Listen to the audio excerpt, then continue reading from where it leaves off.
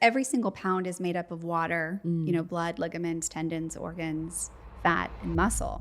And if somebody has lost 5 pounds and they lost the wrong type of 5 pounds, then they're going to gain back 7 pounds, making them fatter than when they started. And so this also is a problem for metabolism.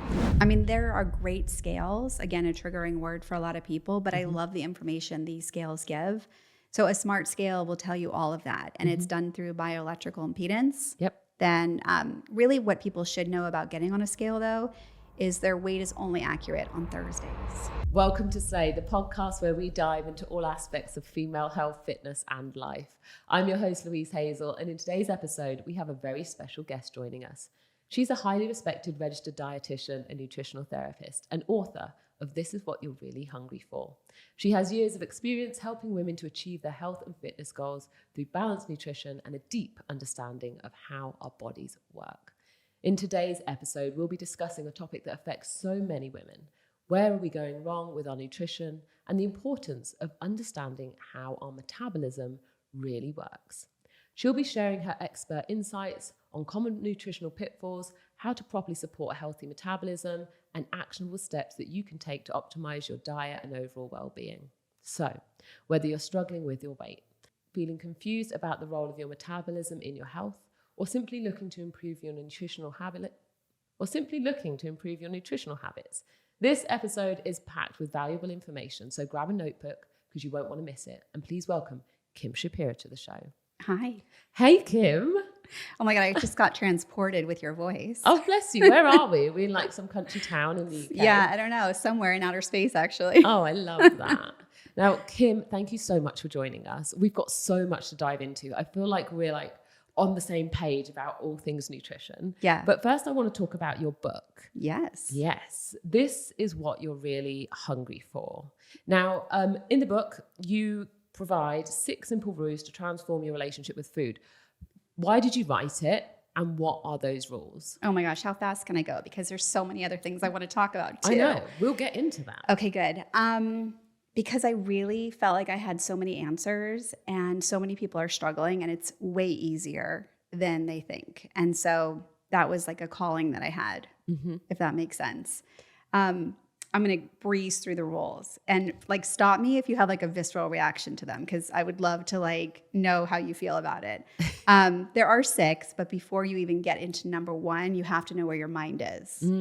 So I always kind of give a little exercise for that.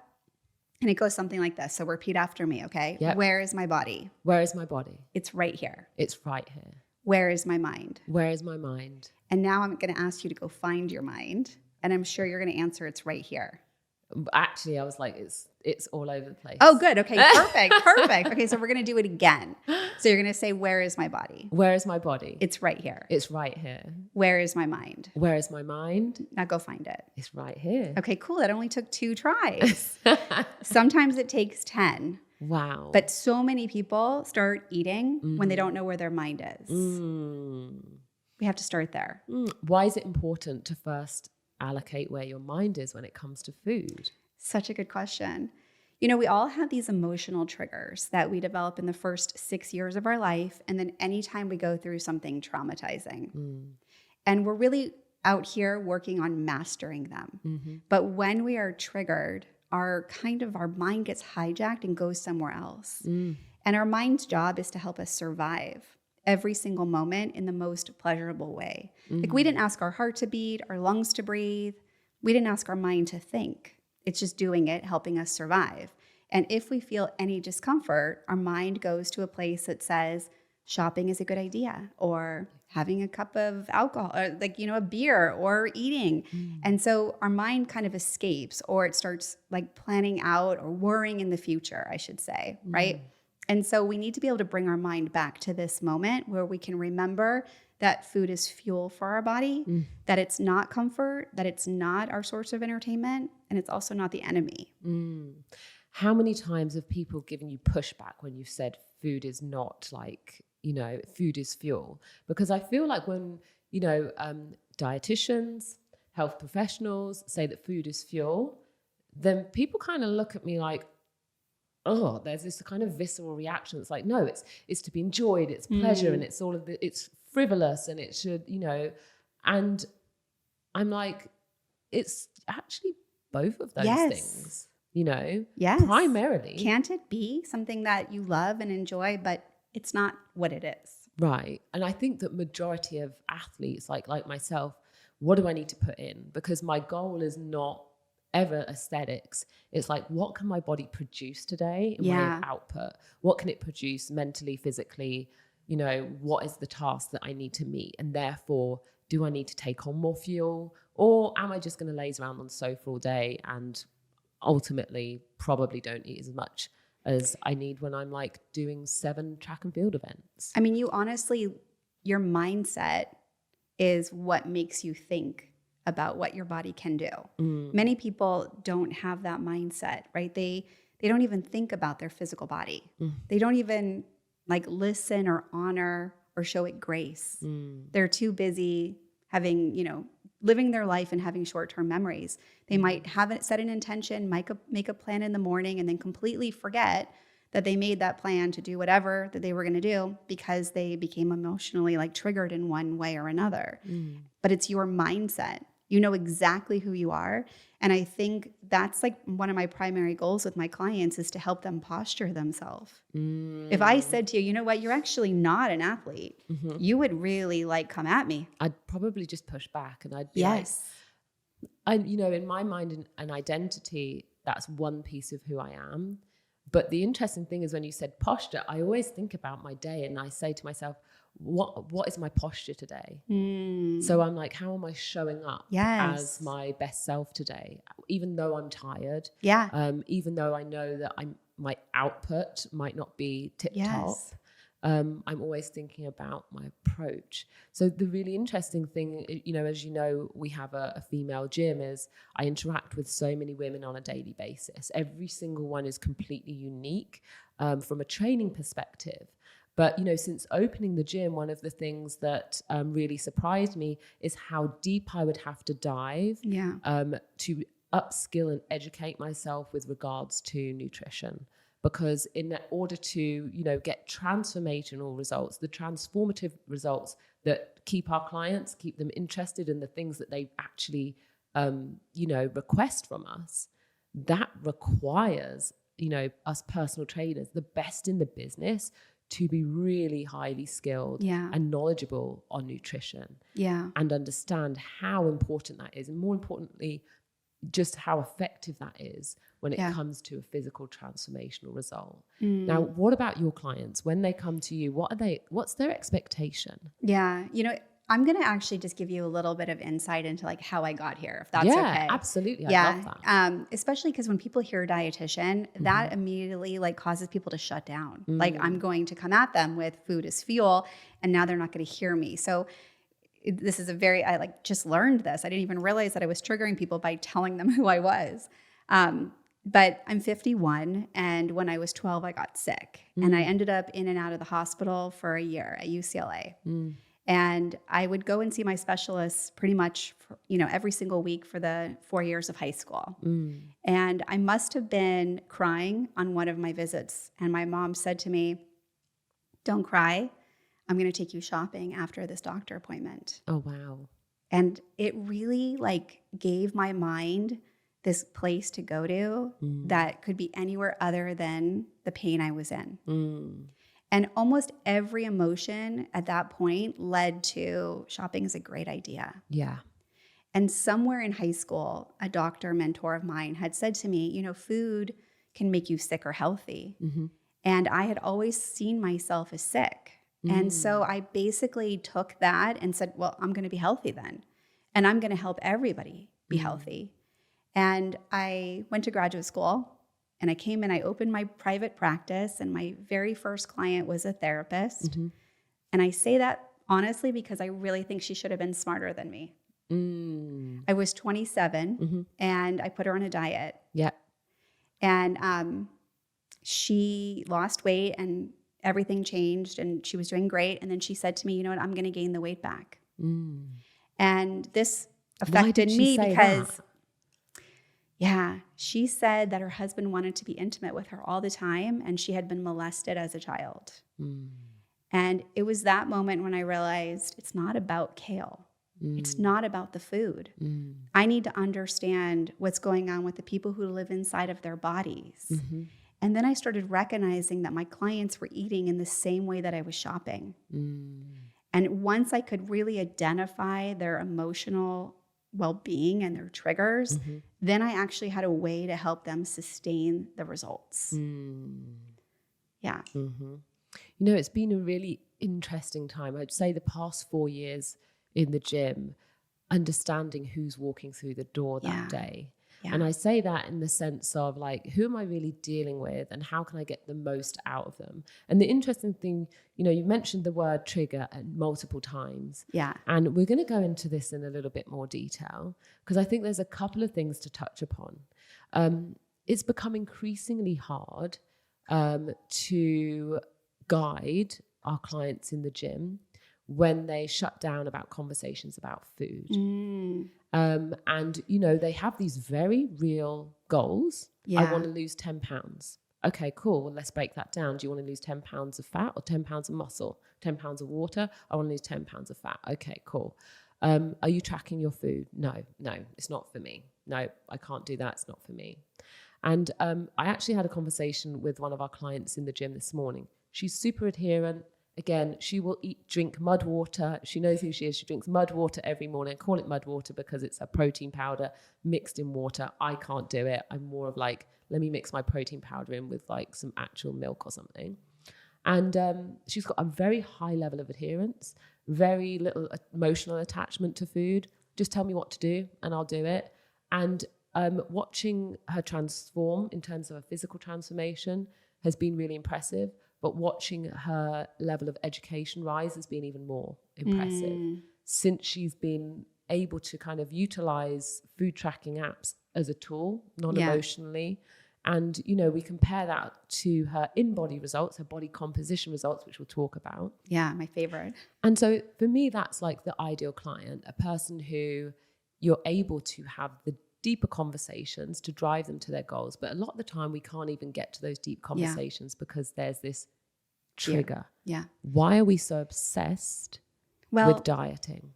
What I know is that we make every single decision from a place of fear or trust. And you're talking about a lifelong fear of restriction. And our physical body needs food. That's why food is fuel, is because we're providing fuel for our body that we live in, right?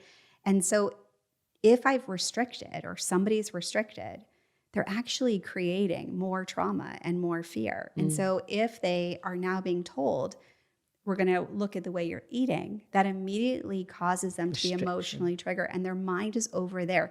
They're actually in a temper tantrum. They can't actually hear you. So remember, our mind needs to know we're safe. And if I am telling you I'm a dietitian and that causes you to feel triggered, or we're going to talk about your food, now you're unsafe, but you're really not. And so the work is taking deep breaths, relaxing your nervous system, and looking to trusting the process.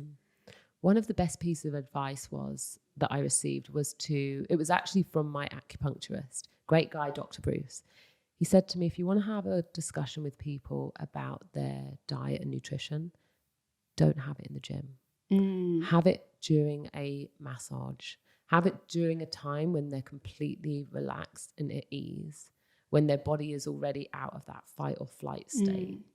And I remember like thinking about that, and I'm like, if only that were really easy when they're asking me these conversations, we're entering into these conversations in the gym environment. I'm not sure that that's true. I'm not sure, because right now, everybody you meet is stressed. Yes. You know, we're spending 90% of our time in fight or flight and only 10% in, you know, rest and digest. It should be the opposite.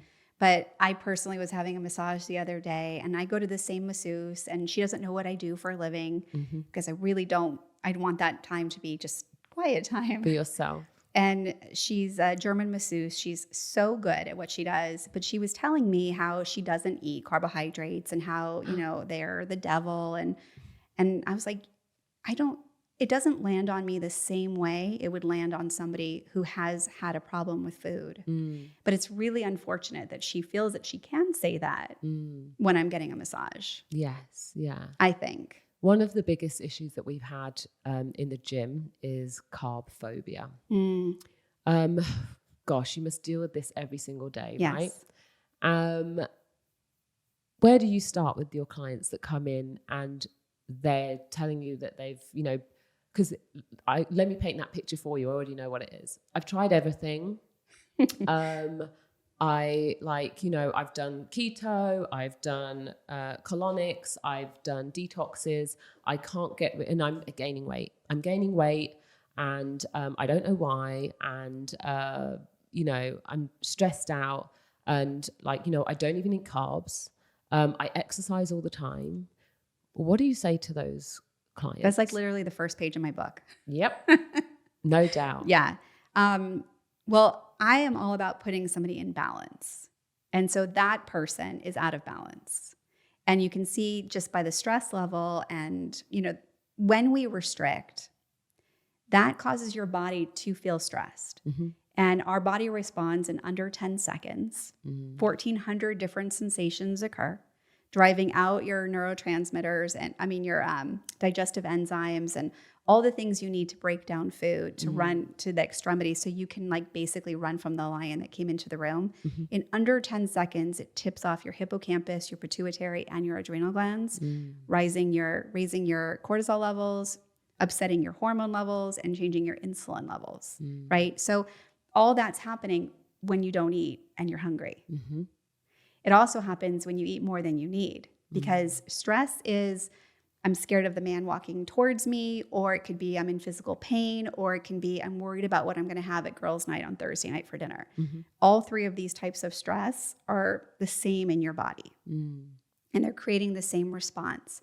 And so then you're trying to have a rational conversation in an irrational mindset. So what do I say? I'm going to tell you about rule number 1, which is going to probably stress a lot of people out. So I want them to hear me all the way through. The first rule is to eat when you're hungry. So I teach my clients what hunger is. And hunger is isolated to your stomach. It's not in your heart. It's not in your chest. It's not in your back. It's not in your mind. It's not scary and it's not painful. And then I tell them that they need to start with half of their normal portion. They cut it in half and they wait 15 minutes. I'm giving them a fail-safe that they won't overeat. And I'm also allowing leptin to kind of catch up and say, you've had enough. Love that. Yeah. So right now I start with, you have to start eating when you're hungry. And then when they say, but carbohydrates cause me to gain weight, I go back to educating and look at the word. Look at that beautiful word, carbohydrates. Everybody misses the word hydrate in the carbohydrate part. And when we eat carbohydrates, we're hydrating our 100 trillion cells. Carbohydrate is like fuel and water. And we can't absorb one without the other. So if I were to cut out carbs, I'm basically dehydrating a body that is 60 to 80% water. There's a lot of water I could cut out. And 1% dehydration is going to make me feel like I'm sick or fluish. But the second I add back an apple, I'm going to look like an apple. So I didn't really lose weight when I cut out carbs. I just lost water. I just lost water. Yeah. It's a really big misunderstanding. Why don't we know more? What is the diet industry really doing to us? Is it really there? Is the diet industry, do they have our back or are they hindering us? No, the diet industry, the dietitian industry isn't loud enough. There's a lot of people who are talking that don't know a lot of things, right? So our information is coming from Atkins. And, all of the latest fads. It's a $33 billion business. The dietitians can't keep up with it. Right. And the whole point of a business is profitability, right? Yeah. So are we safe to assume that the whole purpose of the diet industry effectively is to just keep us in a loop of subscription and subscribing? Yeah. And is that subscription to what? Yeah, I'm not sure exactly. Misinformation? I think if we could even change what people thought of the word diet. I mean, when you and I think of the word diet, we think of lifestyle, Yeah, I not think restriction. What is my diet? Well, I'm currently like, what's my nutrition like? Yeah. So when I think of diet, I think of balance. Mm-hmm. I think of performance. Sometimes I think of like, getting snatched. But I'm like, oh, how can I get snatched but still like enjoy a bowl of cereal every night? Yeah. And so I'm always thinking about like, when it comes to like my own personal goals, and this is just the way my mind goes, I'm like, how can I get away with like murder? I'm like, I want to be in a calorie deficit, but I still kind of want some chocolate, or I still want cake. The question to me is, how much can I get away with while still achieving my goals? Whereas when, in these conversations with oftentimes our clients, it's the complete opposite. Oh, so I can't eat this and I can't eat that. In fact, one of our conversations actually just today or yesterday was a question that came up from one of our clients is, what type of carbohydrates can I eat if I'm in a calorie deficit? And my answer was, first and foremost, whatever carbohydrates you want. Let's then get into, the conversation of whatever carbohydrates are good for you. Yeah. So ultimately, a lot of the time when our clients are asking these questions, I'm thinking about how do we identify the foods that love you back, which brings us to rule number 2 of your book. Yeah. So the rule is to eat what you love, which also could scare some people because now they are hearing, I'm only going to eat cakes and cookies and donuts. Yeah. I'm eating chocolate. Yeah. But what does it really mean? It means when you're hungry and you're starting with half. And not a lot of people are hungry for cake and cookies, if they're being honest. That's a craving and that's not hunger. But we'll get to that. So you eat what you love when you're hungry, but the food has to love you back. Otherwise, you're in a relationship with like a toxic food. How do you know if a food doesn't love you back? Yeah. So everyone is talking about gut health right now, and that's what we're talking about. So if you're somebody who experiences headaches, tearing eyes, runny nose, clearing your throat, heartburn, burping, bloating, stomach noises, gas that is smelly or airy, if you're having diarrhea or constipation, if you are having psoriasis or eczema, joint pain, fatigue, foggy brain, there's a good chance that you need to do some gut repair, which is really, really easy. Wow. So I suffer with IBS. I actually have ulcerative colitis. So I'm like the queen of gut health, but also not the queen. I feel like my gut is more of a pauper. But I've had to go through a really extensive self-induced protocol to really get to the bottom of it and really listen to what's going on. So, my experience with ulcerative colitis, bloating, gas, diarrhea, blood in the stools, mucus, like the worst of the worst. Yeah. And I remember, doing an elimination diet where I literally was like, I cannot continue like another day if I do not address this, because it was becoming so debilitating to my everyday, activities. Yeah. I'd have to rush to the bathroom sometimes like 16 times a day. Oh my gosh. 3 times an hour. And there came a point where I was like, okay, I need to dial everything back. I need to find out the foods that are upsetting my gut and the ones that are supporting my gut. And for, I think, about a month, the only thing I ate was mashed potato, chicken, and salmon. And I was like, okay, this is good. And then I slowly started to kind of, one by one, just increase another food. It was very, very like beige. And one by one, my gut started to quieten down. Yeah. The bloating went away. The gas went away. And within about 6 months of like being, really intentional about my gut health, I actually returned to the doctor and he said that I didn't have ulcerative colitis anymore. Yeah, there you go. Reversible. A year prior, a doctor in another hospital was trying to put me on drugs. Yeah. Told me I had to be on them forever. And I've been able to be like in remission and really monitor and keep my symptoms really, really relaxed and really chill. How many people out there are struggling with their gut health and are ignoring the benefits of good nutrition and choosing the medicative route instead and just prolonging? You know what? I wish I had the answer for how many, but the amount of people who take antacids or Gas-X or Marilax is very, very high. Very, very high. I mean, I probably see 50 clients a week, and I could tell you most of them come to me on one of those medications for sure. Ultimately, aren't they just a plaster? They're just plastering over the symptoms. They are. Sometimes we need them for short terms, for sure. But it's what we're not doing. And we could be taking back control. I mean, one of my favorite quotes is, she needed a hero, so she became one. And like, that's the posturing, right? Like, I could help myself here. And that was, you and I were like the same in the fact that like, I have an opportunity to be healthy. I can make myself feel better. And I'm going to take that chance, you know? With as far as like digestive health, I'm just going to give like a really quick science, like little diagram so people can understand. From your mouth to your anus, it's the width of a tennis court. And every single inch of it has a job. And food travels down at about 1 millimeter an hour, giving you hopefully a 24-hour transit time.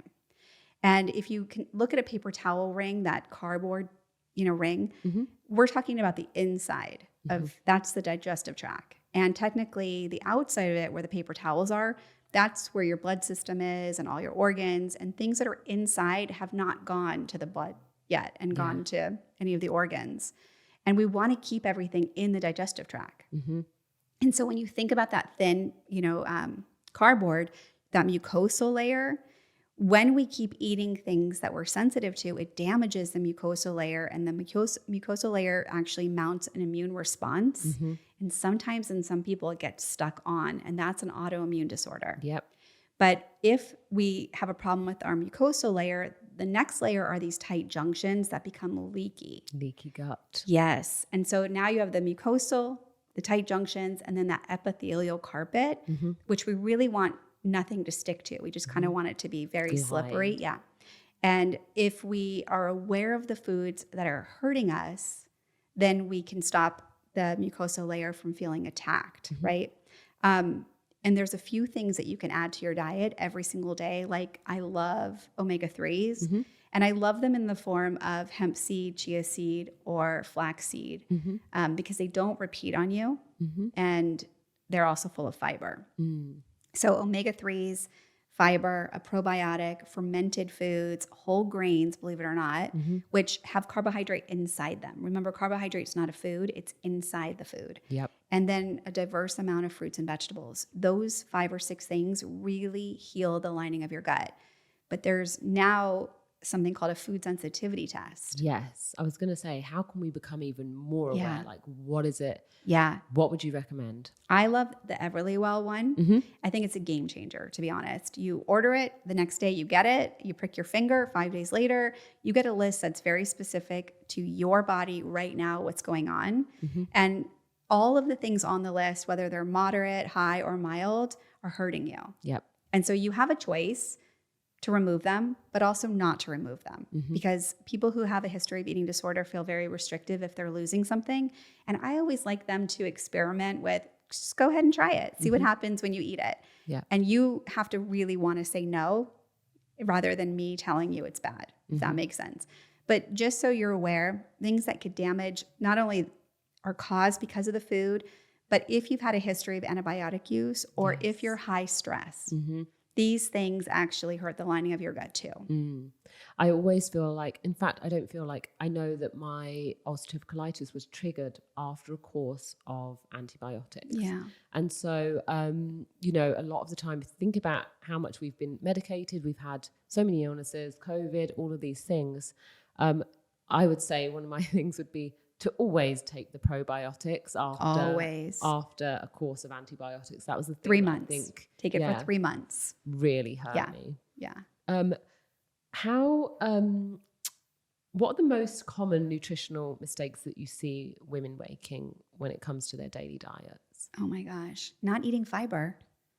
Like, not even putting it as like top priority. Fiber, is important for preventing colon cancer, just having gut health and regularity. There are people who have been constipated their whole lives and never include fiber in their diet. And a woman needs 25 grams every day and a man needs about 30 grams. And if somebody is suffering from constipation and they start adding fiber, they'll say to me, I feel uncomfortable, it's hard to add. And the truth is you were already uncomfortable and you're going to have to like almost be a little uncomfortable for 2 or 3 days because going to the bathroom is actually a habit. And so your bowels happen when they're about the same size around the same time. And so if you're used to going when it's too big to come out, then you're already in discomfort. And so eating fiber is still not going to, like, let me put it this way. If you go to the bathroom every 3 days and then you start adding 25 grams of fiber, you're still going to the bathroom in 3 days. But now if you keep adding fiber on day 3, 4, you're going to go to the bathroom on day 5. You keep adding fiber. Now you're going to go to the bathroom on day 6. So you're actually shrinking the time, but it doesn't look like a normal bowel movement yet because you're still constipated. That's going to take 2 or 3 weeks of regularity before you start having a long S-shaped silent sinker. A long S-shaped silent sinker. You heard it here first. It's funny. Let's talk about metabolism and the importance of metabolism. Like, first and foremost, I think it's a term that should be in everybody's vocabulary. Yes. I don't think it's there yet. What is metabolism? And why is it so important to us women? Oh my God. Are you talking about like basal metabolic metabolism? Yeah. The thermogenetics of food? Are we talking about just breathing and sleeping? I mean, our body cannot function without calories. So every single part of our body requires calories to function. And so that's your basal metabolic rate. So just to breathe and sleep. And then if we're walking around, which I hope everybody's getting their 10,000 steps, then we're going to need it to have more calories. So our metabolism, I always picture it like a stovetop. And I picture about 6 burners. And a normal metabolism, all 6 burners are on. Somebody who has restricted or binged, basically been inconsistent with providing their body with fuel, has slowed down these burners. And so turned one off, maybe turned 4 off. And so imagine trying to make Thanksgiving dinner on 2 burners. Give us an example of how one would turn off those burners. Pretty much anytime your body is restricted, your body thinks that there's a war. And so it will conserve. And if you overeat, your body also thinks that there's a problem. So it will also go into conservation and slow down your metabolism. And I think people often say, oh, I've got a really slow metabolism. But the reality of it is we're talking about the amount of chemical reactions that happen in the body every day. So I almost feel like this analogy of fast or slow should be more like high or low. And because I feel like fast or slow, it's like, oh, well, it's really slowed down. Well, actually, no, it's just really low right now. Yeah. And you can change your metabolism instantly. And what would one do to change their metabolism? Oh my gosh, you're asking the best questions. Well, then you have to talk about body composition. But let's just say... Let's take the time and get into it. Okay, yeah, we will, because it's too important. But let's just say a client comes to you and they haven't exercised in a very long time. So they're sedentary, which then we know that they have a body fat that is high. And then they're also telling you they're hungry all the time, which is just not true. And so we know that their hunger is not in their stomach. Their hunger is more emotional. And so this person has eaten when they're not hungry and therefore doesn't get hungry because they already have enough calories. Right. So in order to increase our metabolism, we need to start eating when we're hungry, starting with half. But I think ideally eating about 5 times a day, something very small and often will turn those burners on. I agree. One of the things that we've seen when it comes to our clients, and one of the things we massively have encouraged, and we've, one of the commonalities is that there is this huge lack of dietary protein that's also keeping our metabolism really low. And even in those individuals that have increased their physical activity, we notice those people who are getting closer to a larger amount of daily and dietary protein often see the fastest results. And everybody like wants this result quickly. So I'm like, increase your protein intake. Let's lift some weights. That's going to bump up your lean muscle mass, which is in turn going to increase your metabolism on a daily basis. And your body's therefore going to be burning more calories and more of the excess calories if you're in a place of, excess. So let's think about obesity or extreme obesity. That is by far the best way to get things revved up and get things going again. Yeah. I mean, every single pound is made up of water, blood, ligaments, tendons, organs, fat, and muscle. Mm-hmm. And if somebody has lost 5 pounds and they lost the wrong type of 5 pounds, then they're going to gain back 7 pounds, making them fatter than when they started. And so this also is a problem for metabolism. And isn't this basically what you're doing when you're going through a period of crash dieting? Yes. And so when clients walk in and say, I've tried everything, and, I lose it, I gain it, I lose it, I gain it. It's, I think, very obvious to a person like yourself and a person like myself what's going on. And that is, a crash diet. You're perhaps losing more water weight than you are fat mass. Yeah. Perhaps a lack of the right types of exercise, the type of exercise that actually induces, an increase in lean muscle mass. Yeah. For those people at home, how could they be tracking their metabolism at home? Because we have the benefit of a body composition machine. Yeah. For those of you that don't know, this is a scale that basically measures your lean muscle mass, your body fat mass, your bone density. It even tells us where your lean muscle mass is displaced around your body. So as trainers, we can look at your left leg and right leg and see that there's, an imbalance. But what can people at home be doing to monitor their body composition? I mean, there are great scales. Again, a triggering word for a lot of people, but I love the information these scales give. So a smart scale will tell you all of that. And it's done through bioelectrical impedance. Yep. Then really what people should know about getting on a scale, though, is their weight is only accurate on Thursdays. Why Thursdays? It's our lowest weight of the week. And if you're a woman, you actually really, if you're still menstruating, you only really have one accurate week out of the entire month. And it's the week after your cycle and hopefully on a Thursday. This has really got me really interested because we typically will check our clients in a Monday morning, which is often the worst time because it's after the weekend. Highest weight of the week. Yeah, when everybody falls off. And so in a certain sense, I'm like, but it's giving us a really honest report of what's going on. I can't wait Totally come back at me. I love this. And then if some of the time with certain clients who have really, like they want to be on their goals, we'll measure them in on Friday morning.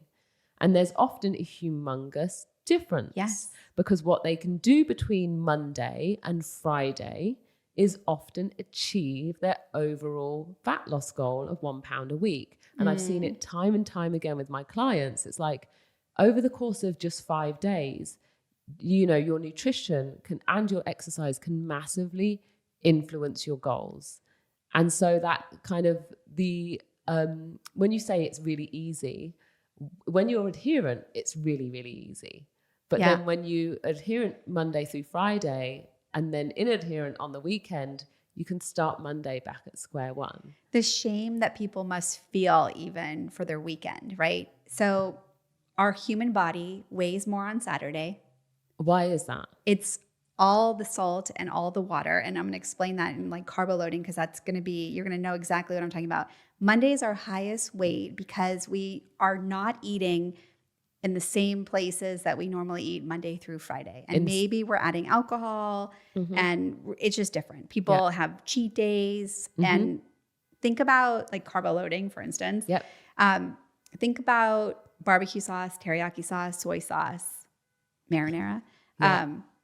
When you eat something salty in a restaurant or just salty in general, or when you have alcohol, your body says, oh, okay, you must want me to have that. So I'm going to take it all in because I'm so efficient, right?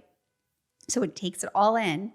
And then you get on the scale and you're like, oh my God, I gained 3 pounds. How did that happen? Where does that 3 pounds come from? Water and salt that went from your mouth to your intracellular body. Yeah. And so it takes actually 3 days for your body to recognize, actually, I don't need this, and it diffuses out. Got you.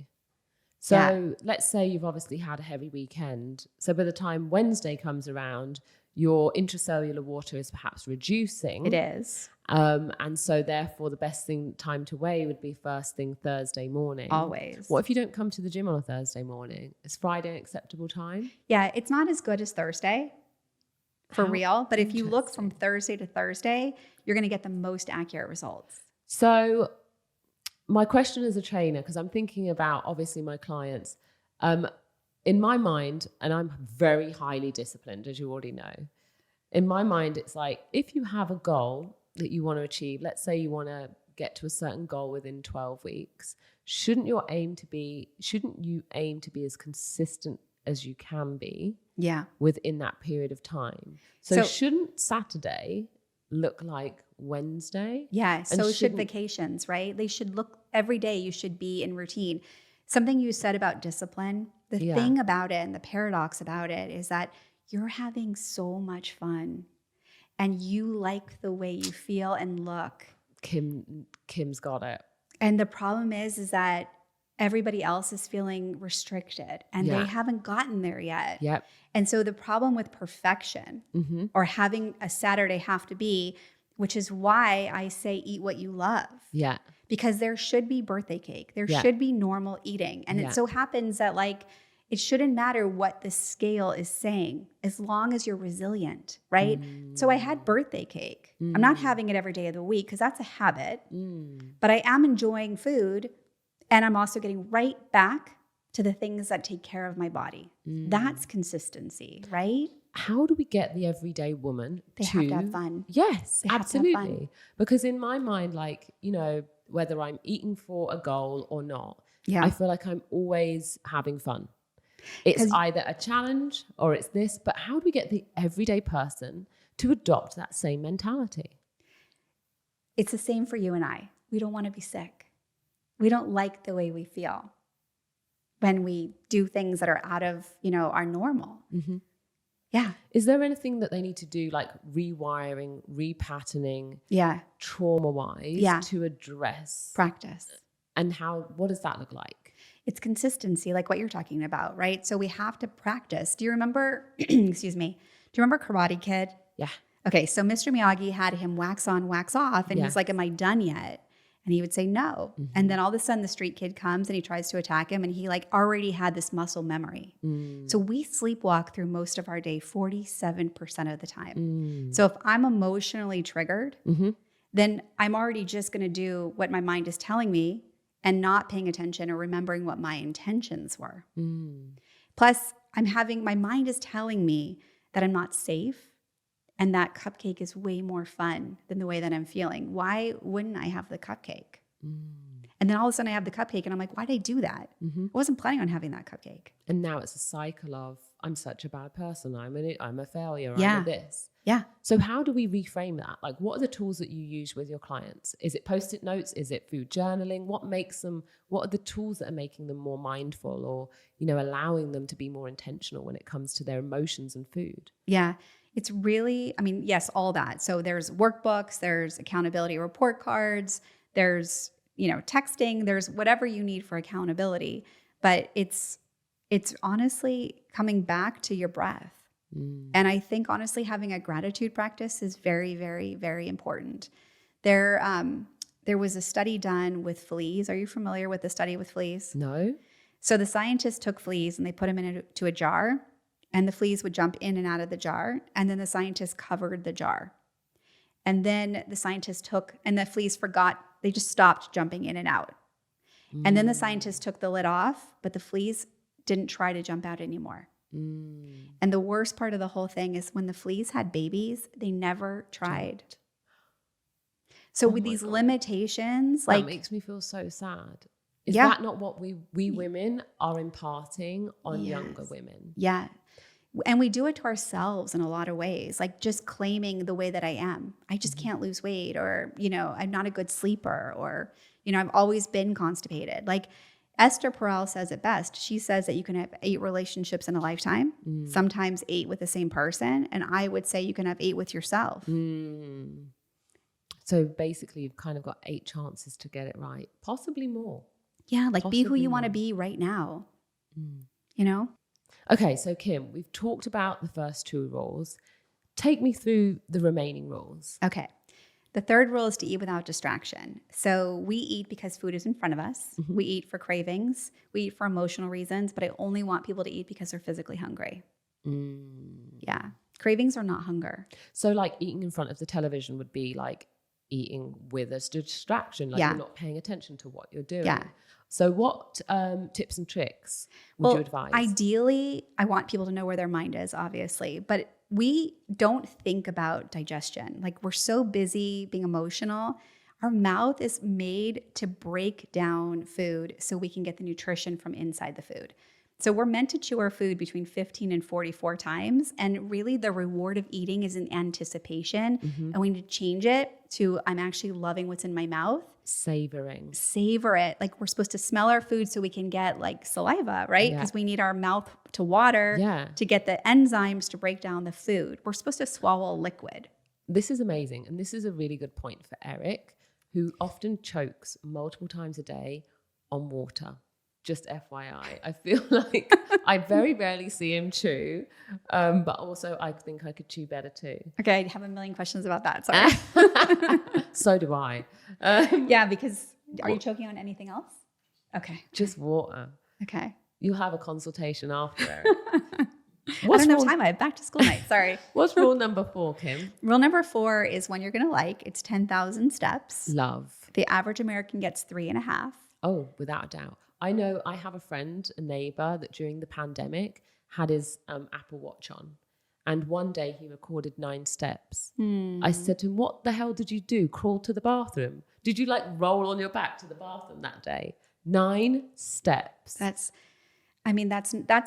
So we need, 7,000 to reduce our risk of sudden death by 50%. We need 7,000 to reduce our risk of Alzheimer's, but we need 10,000 to maintain our weight, to help our circadian rhythms, which is our sleep and wake cycle. Yep. And we need it for our mood and our digestion, and everyone asks me the 10,000 steps, like it should be 10,000 movements. I shouldn't even said the word steps because this is a step.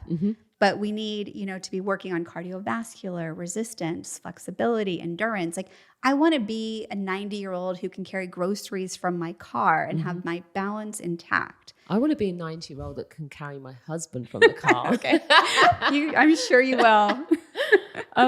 Today, funnily enough, I was just, we will be launching something very soon with Slay, which I'm really, really excited about here in Los Angeles.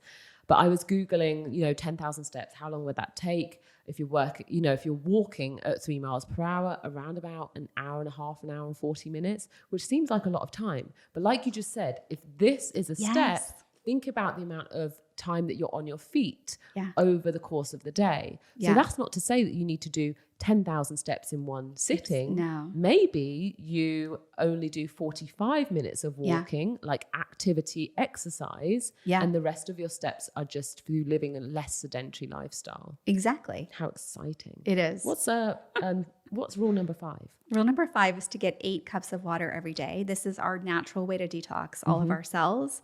So we need 8 cups. And if we don't drink 8 cups, our liver has to kind of take over. Right. And our liver's job is to metabolize fat, including body fat and cholesterol and triglycerides. So if we're not drinking water, we're gaining weight. What happens to our liver when we start drinking alcohol? Poor liver. So am I right in thinking that our liver prioritizes the alcohol because it's seen as a toxin and therefore stops processing fat? Well, it slows down the way that it processes. Yeah. And so that's why we start seeing things go out of whack, for sure. And often, and so therefore, if it's processing and prioritizing, the toxin alcohol in the system slows down the process of fats, surely that just leads to additional fat storage. It does. Right. Yeah. So for those people, I think one of the conversations that we're having when we're talking about how to lose fat quickly, stop drinking, alcohol. I'm going to say stop putting stress on your body. I love Kim. She's so... the thing I love about you is I live in the extreme and you live in the like politically correct. And I think that this is great. Well, no, it's awesome because I feel like, you know, together we're speaking to two different types of women. Yeah. So the idea of cutting out alcohol can seem like, again, triggersome, like a big red flag, like, but I like alcohol, but this, but that. And I always think about, you know, you can do everything. Yeah. You can still achieve your goals and drink alcohol. Yeah. You can still, but if you really want your goals to happen extremely quickly and you want to get there as fast as possible, then this, you know, is not going to help. It's not conducive to your goal. That's not to say that it can't play a part. And more importantly, I always think about like long term is about balance. Yeah. So finding out the amount of alcohol that is, I say, right for your system, that is conducive to the goals and the lifestyle that you want to lead, right?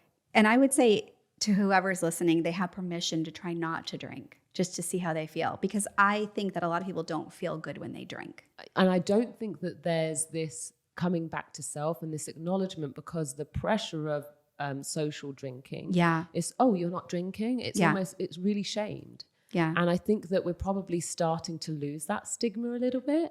And we're starting to kind of find ourselves and be like, no, I'm just having a non-alcoholic beverage. I think that that's happening. There's a whole movement right now with this non-drinking. This like sobriety is starting to kind of become a trend. And I think it's really interesting to see actually among the younger generations. And that's what I feel extremely encouraged about. Yeah, me too. What's step number 6, Kim? It is to get 7 hours of sleep. The average American gets 6.5. Is that it? Just 7 hours? No, it's really 7 to 9. But as you say, I'm politically correct. I'm on the upper end. Yeah, I mean, if we could all get 9, we don't want more than 9 because then we're like screwing up our sleep cycles. But we want at least 7, but we're not getting those. Yeah, at all. No, and there's, you know, problems falling asleep, staying asleep, and waking up not rested. And so those are the things that we need to work on, or your body's going to be under stress and it's never going to let you be able to keep weight off. So name 3 things that we can potentially be doing to improve our sleep health. Yeah. I think there's a word for it now. They call it sleep hygiene, which is really basically listen to when your body is telling you it's tired. People ignore when their melatonin is being released. And so they're overriding it and they're causing themselves to wake up. What does that feel like? Being drowsy. Got you. Yeah. So as soon as you start feeling drowsy, put yourself to bed. So this often happens if, you know, I'm traveling abroad or whatever. Eric's been with me when we've, you know, traveled to the UK and I'm getting, you know, that kind of jet lag, and I will literally pull over on the side of the road to take a 30-minute lap. Yeah. If I'm starting to feel drowsy. And he always takes the mickey out of me for having an afternoon nap. That's funny.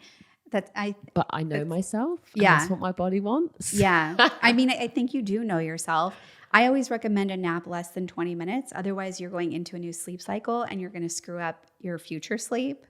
So I always recommend 15, 20-minute naps if possible. But do you know that you can meditate and that actually puts you in that rest digest and actually feels like a nap? Oh, I love that. Yeah. I didn't know you could meditate. I just go straight to sleep. But the interesting thing is, I don't have problems sleeping again at night either. Good. Great. Or problems waking up. Excellent. So but I also think that that's because of I've come from a very high level of activity. Yeah. And then perhaps, require just increased regeneration. All those contractions you're doing in your body all day long are putting all those good endorphins. Yeah. And also lifting other people's weights for like... And you're consistent. Yes. Yeah. I mean, do you screw up your sleep? Like, do you go to sleep at 9 o'clock one night, 11 o'clock the next? No. Right. That's why. So that would be the second thing, is be consistent in what time you go to sleep and what time you wake up. Mm-hmm. Do not hit the snooze button. Love that. And the third thing would be caffeine. So caffeine has a half-life of 6 hours and a full life of 12. So if you're having caffeine late in the day, it's going to wake you up in the middle of the night. Got you. So we should, if it has a half-life of 6 and a full life of 12, when should we be shutting down our caffeine intake? I would say by 1 o'clock or 2 o'clock in the afternoon. Oof. Guys, these are some real, amazing truth bombs out there. For those people that are, having a little coffee with dinner, when the waiter comes around, it's like, coffee, tea? No. you're better off having more alcohol. No, they do the same. They do the same thing. No. They That causes your sinus passages to like fill up, and you could fall asleep, but you can't stay asleep. Not fall good. asleep at the wheel. No. I want to address a couple of the things that you've been talking about recently on social media, just a couple, and then we're going to go into a quick game. Okay. Let's talk about armpit fat. How did this come up? It's like a trending topic. People were talking about it. It's shocking to me, but it really it's really hormonal, right? It's really like too much breast fat. And that, I think that menopause and, midlife, I'm midlife right now, is a hot topic for a lot of people. And I was, working out this morning thinking, why is it now? What about all the women before us? How come they didn't talk about this? Yes. What happened? I feel like, even podcasts like this, the sharing of information. It's not that I don't think women were not experiencing these issues. It's just that they weren't openly talking about them. Perhaps they were covering them, perhaps, you know what I mean? Yeah. It was just not in a public forum. So this is almost like, I feel this is the time for women's health. Like this is the time to be alive. This is really the time to kind of just take all of this information in. It's more available now than ever. Wait, what do you say about armpit fat? So obviously, everybody is going to store fat in a completely different area. And obviously the leaner you are, the less fat you're going to store. And unfortunately, there is no treatment like that. Spot fat reduction is just not a thing. Right. So we cannot reduce fat from a specific area. So for those people who are feeling conscious about armpit fat, then really it means addressing those lifestyle and dietary changes. Yeah. And you'll see a reduction in that place. But it depends whether, it's going to be the last place for you to lose it, or it might be the first place for you to lose it. It's completely unique to the individual. Yeah. But like you said, if we're talking about that is coming from hormonal issues and stress issues, let's address those lifestyle changes first. Yes. Yeah. What would be an ideal body fat? Body fat percentage? Yeah, I have one in my mind, but I'm just curious. So an ideal body fat percentage is ultimately sub 32%. So for those women who are over 32%, you're like that basically classed in the obesity class, which means that more at risk of cardiovascular disease and type 2 diabetes, which is where we don't want to exist long term. And so ultimately, if we're talking about health span and longevity, we really want to make sure we're on the inside of that. Yes. With a good level of lean muscle mass to body fat mass. Yeah. For those people who want to push that journey, then 24% is like the fitness area. Yep. So if you're interested in health and fitness and it's part of your overall identity, then 24% is where it's at. Elite athletes, females, typically sit around 18%. That's like a normal day at the office for me. As I get older though, what I will stress is I have to fight harder to stay there. Yeah. And what I mean by that is be more consistent with my nutrition on a daily basis, and also alter the things that I eat, but also alter the way that I train. Yeah. I'm still pushing the boundaries and the limits of what I can lift. Yeah. So I'm actually lifting more than I was when I was competing. By the way, I just want everyone to know that 1% body fat is 3 pounds. Fabulous. Yeah. Great stats. We love that. Kim, I'd love to get you on again to talk about Ozempic, because I feel like it's a topic that needs more conversation and more explanation. But for now, I'd love to wrap with a little game. Okay. So we've got a quick fire round. It's 10 questions. The game is going to be called Fast or Slow in honor of our metabolism. So I've got 10 things. And you're going to tell me whether you prefer, or in general, it should be preferred, that we perform these things fast or slow. Okay. You ready? Okay. Quick fire. Don't think about it too much. Chewing. Slow. Dieting. Slow. Running. Slow. Boo. Weightlifting. Slow. Yay. Cooking eggs. Slow. Nice. Dancing. Fast. Oh, okay. Eric prefers a slow dance. Reading. Slow. Love it. I'm more of a skim reader, but me too. That's just because I lack focus. Talking. Oh, I'm fast. Love it. Love it. Cleaning. Fast. I'm slow. I like to savor that shit. I love it. I love cleaning. Driving. I'm slow. Very Fast. Kim, where can we find you and what have you got coming up next? Like, where can everyone reach you? I am on all social medias at Kim Shapira Method, and they can find my book everywhere that books are being sold. And I have so many things coming up, so who knows where to start, but just, follow me and you'll see what's happening. I love it. Thank you so much for joining us. Thank you for having me. That concludes this episode of Slay. Stay tuned for more empowering discussions on female health, fitness, and life. You can follow me at Louise Hazel on social media, and you can follow Kim at Kim Shapira Method. You can check out the Slay brand now at Slay Athletic, and don't forget to subscribe to the Slay podcast if you haven't done so already on YouTube, and leave us a comment. You can also get fit at home using the Slay app. You can download that now for free and join from the App Store and join our online community.